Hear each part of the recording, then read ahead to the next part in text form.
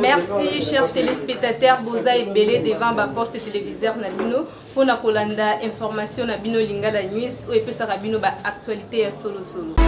Babina sali pongo Lingala News tangama solo boucle. To fungola ibongo na politique et pas iwapi ba invalidaki ba candidat ya ba députation. Kaka na même ligne wana ba population ya ville ya Kinshasa ba pesi ba avis na bango. Solo boucle. Ce que vous venez de parler pour invalider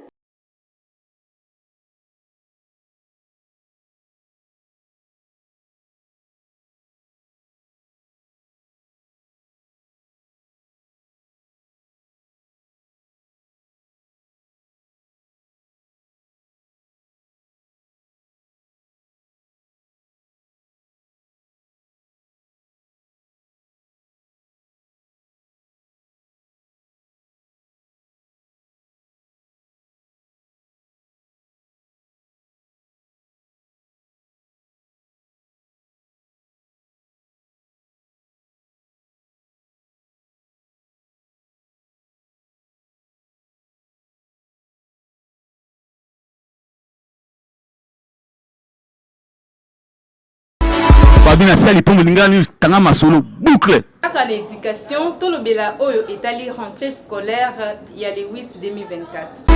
Babina sali pongo Lingala News tangama solo boucle.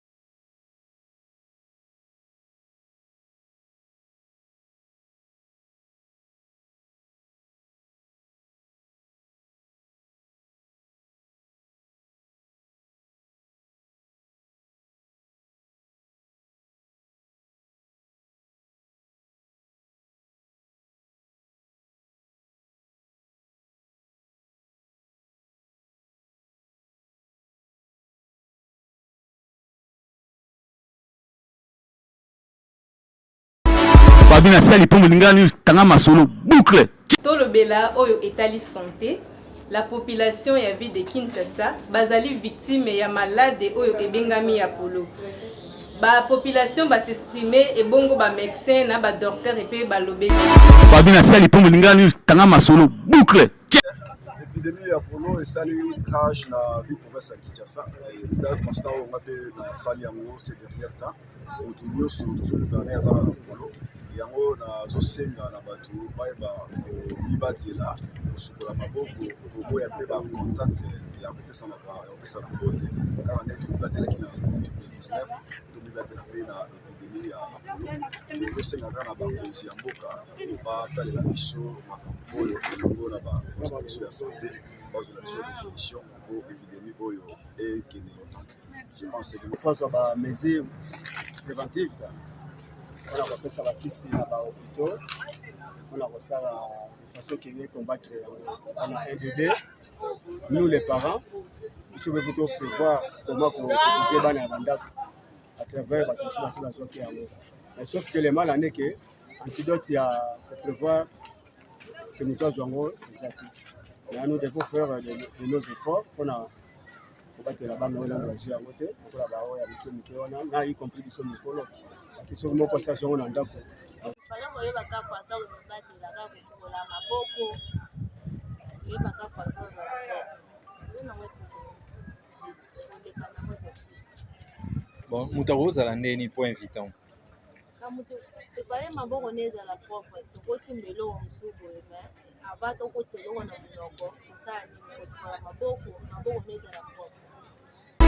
Babina sali pour Mulingani tanga masolo boucle. Tolobelela oyo etali religion, Église et Christ et compagnon, et bongo Crisco en sigle, et bongisi milulu ya bilenge basi, na date ya le 16 janvier 2024, na etonga na biso ya Songololo, na Sankuru.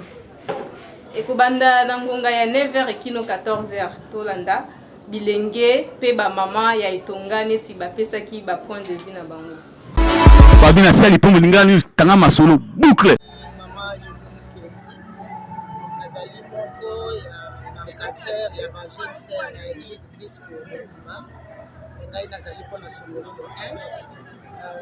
Tozali na une grande événement ya ba jeune sœur oyo ekozala le 16 janvier na kati na temple na biso na ngonga ya 9h juste oyo ezali na thème jeune sœur, jeune fille, cible de sexe, dont tu es consacré pour l'œuvre de Dieu. Yangoana, nous allons trouver ma jeune sœur, Aya et Bébé, parce que ma père est sous la vie, Aya et Bébé, les Alabao, ma sambelaka, les Alabao, ma sambelaka, Baya et Bébé, Tozana, Bosa, Namambo, Bete Baya, Toyoko, les Alabao, il y a église Christ et compagnon, mais il y a pas église pour mon nom c'est Nazali secrétaire. Il y a département, il y a jeunesse féminine à Kinshasa. Hello, je me présente devant vous parce que nous avons une activité phare que nous avons prévue pour cette année 2024, le 16 janvier, à partir de 9h jusqu'à 14h. Nous vous invitons à venir assister à cette activité. Thème activité wana ezali jeune sœur cible ya sexe. Pourtant, Dieu t'a consacré pour son œuvre. Une fille oyo aza consacrée pour na musala ya Nzambe. Aza cible ya makambo ebele entre autres sexe na kati. Et nous voyons aussi la plupart des temps, même dans la misala, et dans la misala, oh, pour jeune fille, à musala, il faut aller soit na canapé ya bureau moko boye, moko bapesa ye mosala soit ifa bimala mutu moko. Alors nous avons préparé cette activité uniquement pour vous, le jeune sœur Boya Koyoka, et cette activité va vous outiller. Il y a des gens à chaque fois au côté pour la talentera pour la mosala oye bandenge nini ya kosiprendre oye bandenge nini ya kolibatela eloko na nzambe oyo a consacré yo pona mosala na ye. Voilà, je vous invite tous à venir participer à cette activité le 16 janvier à partir na kombo na Yesu. Ezali ngai maman Élysée Makembo ya Église Christ et Compagnon. Nazali coordonnatrice ya ville à Kinshasa na Oedali jeunesse féminine.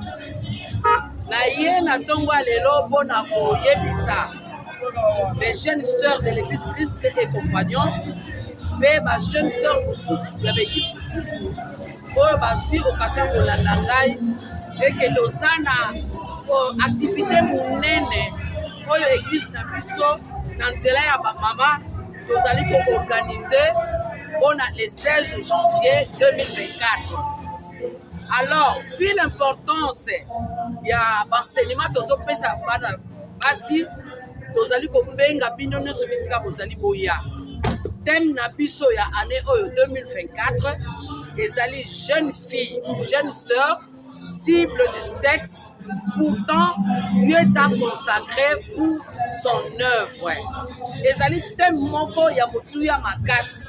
Lokola ba mama tomonaki ke likambo etali sexualité ezokanga bana na biso ya basi partout oyo bazali ko se retrouver. Ezala na ba classe, ezala na ba école primaire, secondaire, ezala na ba université, même na ba lieu ya travail. La sexualité ezozwa ampleur moko tolingi toyebisa bana comment s'y prendre sur une situation compliquée on a etali sexualité et koyela yo.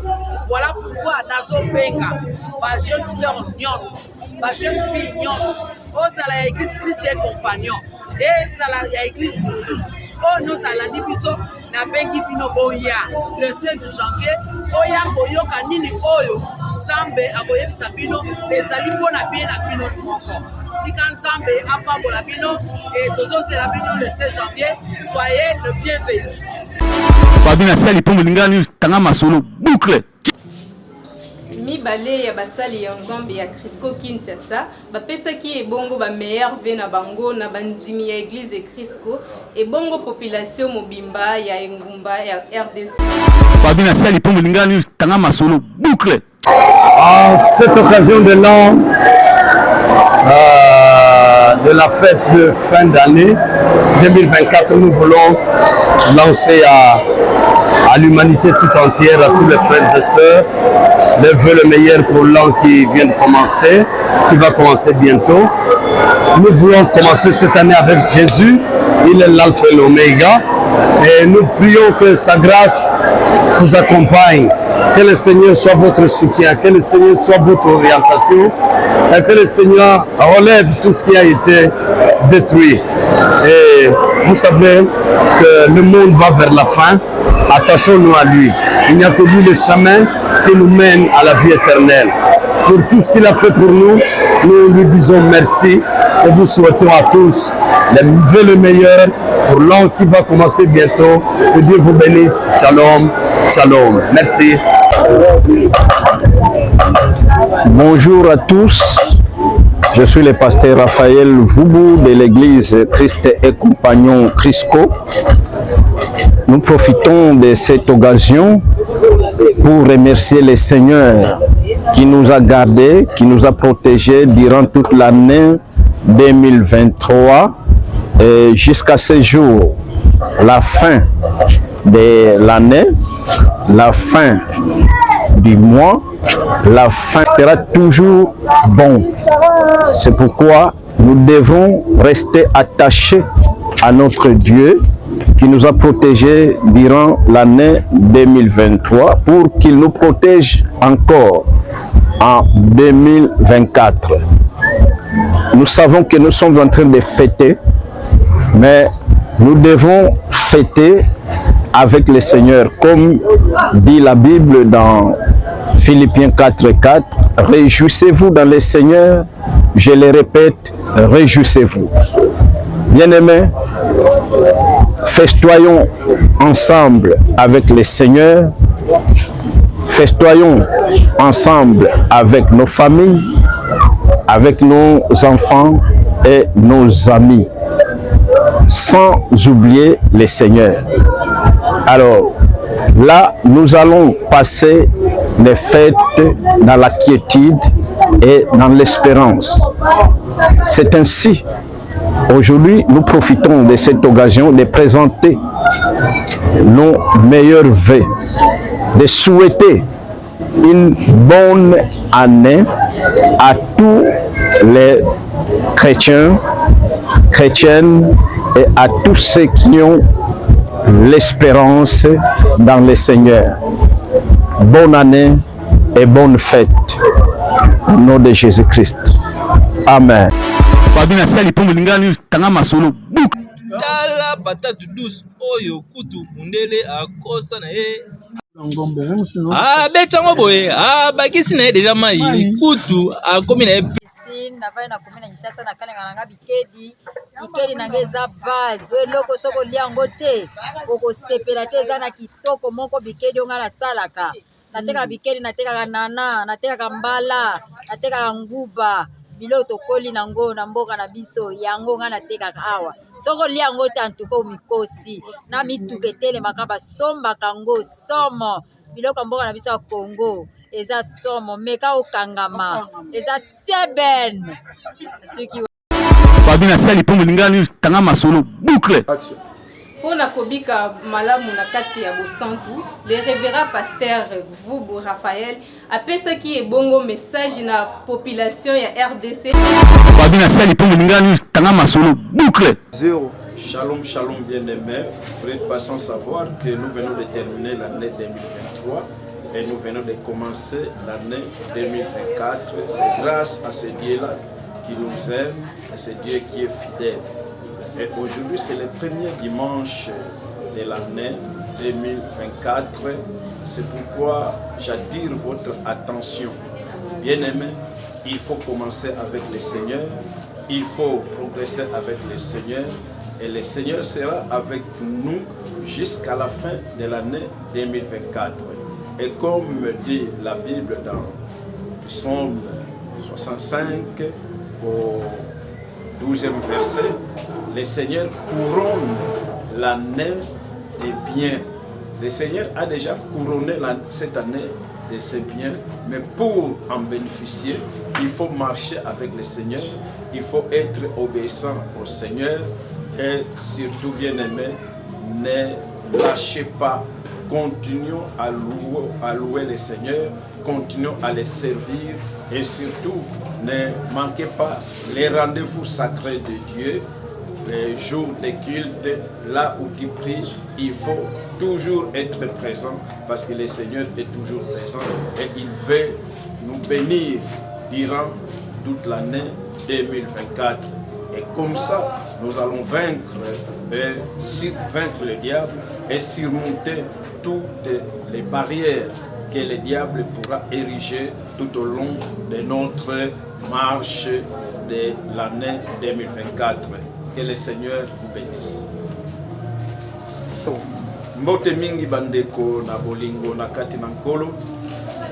Moto nyonso ayebi ete tosili kosisa mobu oyo ya 2023 pe tokoti na 2024. Ezali na makasi na biso te, mayele na biso te, na bamoyen na biso te, kasi eza na moto oyo asali tokota na 2024. Kombo na ye ezali Yawe Nzambe. Ye wana oyo azali malamu, oyo azali bolingo, pe oyo azali fidèle. Yango nkolo nazali kosenga ete moto nyonso azala prêt pona kotambola na nkolo, kolanda malako na nkolo pe kosalela yango. Bible lobi na mukanda ya Psaume 65 verset 12 ete Nzambe akopesaka couronne, akokuronaka ane, apesaka bolamu na ye na mobu nyonso e bapa na ye matambi na ye nde ememaka bofuluki.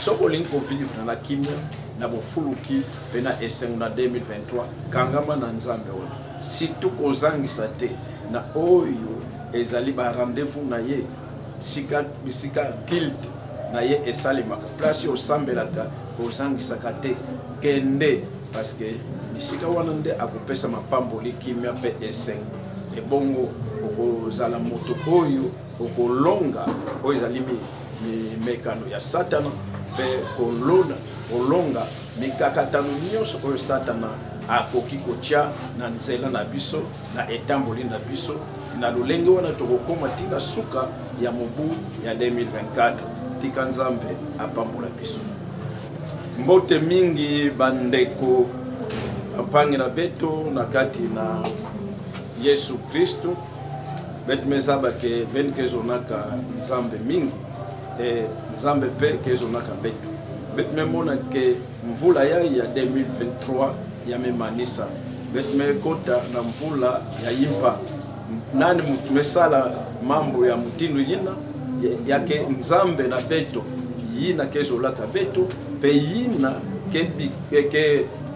ke lozaka bana na yandife yango mukena ko bokila beno beto kangama na ndiatulu ya nzambe na beto samu yandi vwanda na beto na mvula yai ya 2024 beto zimba na ve mapangi na beto kwendaka na bifulu yina beto ke sambelaka kwenda na inzo ya nzambe yina ngeke sambelaka samu bilumbu nyonso ngevwanda na contact na nzambe nange kozimba na veke nzambe yandike pesaka mambo ya yimpa na mvula nyonso ke kuizaka na mvula yai yani mepesa deja mambo ya yimpa ndenge mutinda yame sonama na buku ya Zembo Psalm 65 na verset 12 nzambe yani meza bakopesa mambo ya mbote na mvula nyonso pe matambi na yandi yake na kupesa bufuluki ya uyina muke na kubokila beno bampangi na mu betu kangama na nzambe yina yani diata na betu na pila yina betu kwe kuma na suka ya mvula yai 2024 bika nzambe sakuna betu na pumbu ya Yesu Kristo amen. Babina sali pombo lingani tanga masolo buka esengeli vraiment koyeba ya kotia offrande na église pe koyeba ya kopesa dimi ya nzambe po yango ezali obligatoire. Olanda ndenge ye moko presbytère pasteur titulaire Raphaël Vubu alobi boye na micro ya Lingala News. Petit moko na moko azala libre pe azwa une bonne compréhension ya liloba na yo tokone kombo na Yesu Kristo amen. Voilà, dimanche passé, nous avons dit sujet na biso oyo ezali tozwaki na Matthieu 23 oyo Yesu azali koreproche na bascribe pe na bapharisien pe sika Yesu alobi ete kopesa dîme ezali important mais justice amour de Dieu et fidélité ezali plus important. Alors kuna nde topesa thème la doctrine de la Bible babo bazali dimanche j'avais expliqué pourquoi tu veux la doctrine et dire c'est quoi. Je pense que nous à Yémi les Bibles ezali pour définir en mot c'est 1/10 il y a revenu nayo. Alors nous en 5 ans les amis militaires n'a pas précisé quelques points et toleki na biso na Sainte-Seine. Alors, tosengeli koyeba te la dîme c'est une offrande. Loba offrande. Dîme ezali offrande. Ata oyoki bato mosusu bakomi kotelemela dîme koloba ke voilà. Et les cas, c'est dans l'Ancien Testament, mais ce qui est vrai, dîme ezali offrande.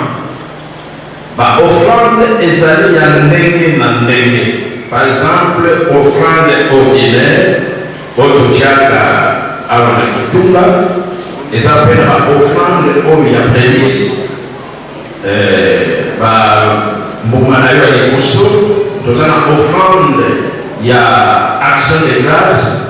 Donc, tant Nzambe a saleli yo grâce à parole yo, voyez qu'on sa action de grâce et pas encore. Nous avons offrande il y a au monde, oyo itunga bomona akoma bomona awa, oyo potoye bakosunga babola to bato bazali na nécessité. Et puis nous avons offrande oyo bengi dîme yango pesa offrande. Mais dîme ekesi ba offrande mosusu parce que dîme pourcentage ezali déterminé epai ya Nzambe. Babina sali pongo lingani tanga masolo buka. Tokomi ebongo na suka ya basango na biso na ongambo ya présentation ezalaki ngawa bino Catherine Mondei. Na l'autre côté ya technique tozalaki accompagné na oyo babengi monsieur Johnny le Tigre. Na réalisation ezalaki assuré na monsieur Pati. Na longambo oyo etali bongengisi bonzoto wanga ezalaki madame la Julie Mouoya et avec coordination ya monsieur Pati Bantoule. Et bongo bandeko balandinga na bino tosuki awa tokokuta na lobby soki Nzambe apesi biso lisusu pema. Ne vous trompez pas d'adresse pour être bien informé. Suivez Lingala News toujours. N'oubliez pas de rester connecté sur Lingala News. Yambo Basangwa Solo. Lingala News, seule information vraie à qui. Et moi on a des Lingala News.